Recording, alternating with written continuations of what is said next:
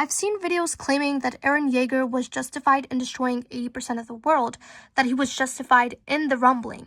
But doesn't that defeat the entire point of the story? First of all, the rumbling didn't destroy an enemy army. It didn't destroy hostile governments. It destroyed 80% of all human life, including children, Ramsey being a prime example of innocence in such a conflict. In the story, Eren secretly cries and apologizes to Ramsey because he already knows what he's going to do. That shows Eren understands the moral weight of his actions even before carrying them out. So when viewers claim the rumbling was justified, Ramsey's death becomes a powerful counter-example. If genocide is defended as necessary strategy, then it also means accepting the deaths of people like Ramsey, children who had no role in the war. Ramsey had no army, no power, and no role in the conflict. He was just a child trying to survive. When people say 80% of the world died, it sounds like a statistic. But that number is made of millions of people, each with their own life, their own story, and their own future that we simply never get to see. The rumbling contradicts the message of the story because it continues the cycle of violence rather than ending it. The reason Isayama had season 4 of Attack on Titan from the perspective of the Marleyans was to show that there are complex people on both sides, and that not everyone thinks the same. Some people are brainwashed into believing an idea. That's why Gabi joins the Eldians in the end. Imagine if she didn't come across them to begin with, or didn't end up at Paradis. She would have been among those who died in the rumbling. And I know a lot of people hate her, but they fail to realize something. They fell for a narrative trap.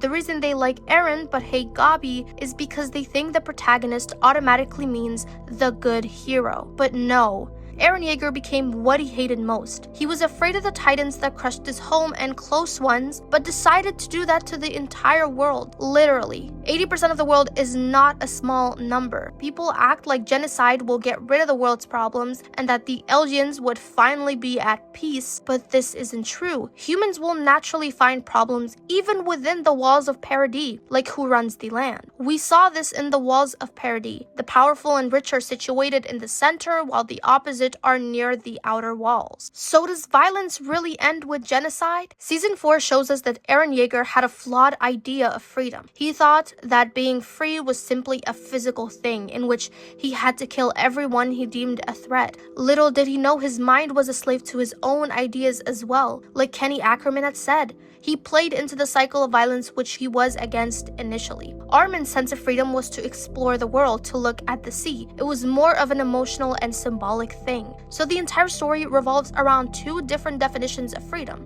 Eren believed freedom meant removing all threats, destroying enemies, eliminating anything that can control him, but this leads to a paradox. To be free, he must control the entire world. That means his freedom depends on dominating others, which ironically makes him a prisoner of his own ideology. Armen's freedom is completely different. His freedom is simple. Seeing the ocean, exploring the world, experiencing life. His freedom isn't about control, it's about possibility. That's why Armen represents a more hopeful worldview. If your freedom requires destroying everyone else's freedom, are you really free? Armen dreamt of seeing the world, Eren dreamt of destroying it. Both called it freedom. People might say Eren Yeager was realistic, but I think the pacing of the story in season 4 made him look irrational. Like when he was saying he did the rumbling just because that's what he wanted. It wasn't for Mikasa, it wasn't for Armen, it was for himself. And naturally, people will question it. And respectfully, if a group of people could transform into titans, they had more power than the world. They could genuinely use people as prisoners of war and take the lives of the oppressors within the world government instead of straight up ending everyone. Prisoners of war could live within Paradis as long as they abided by the rules. Even if the world was hostile to Paradis, destroying 80% of humanity was not the only strategic option. They could have used a partial rumbling as deterrence, diplomacy backed by titan power, or targeted military strikes. They had the upper hand in terms of titan power and could have used that creatively to their advantage. And let's not forget about Yeagerists. What they don't realize is that they're acting exactly like the nationalists of Marley. Excessive nationalism is not good. Characters in Marley justify oppression through nationalism. The Yeagerists justify genocide through the same logic. That symmetry reinforces the story's theme that extremism exists on both sides of this conflict. The rumbling contradicts the message of the story because it continues the cycle of violence rather than ending it, as stated before.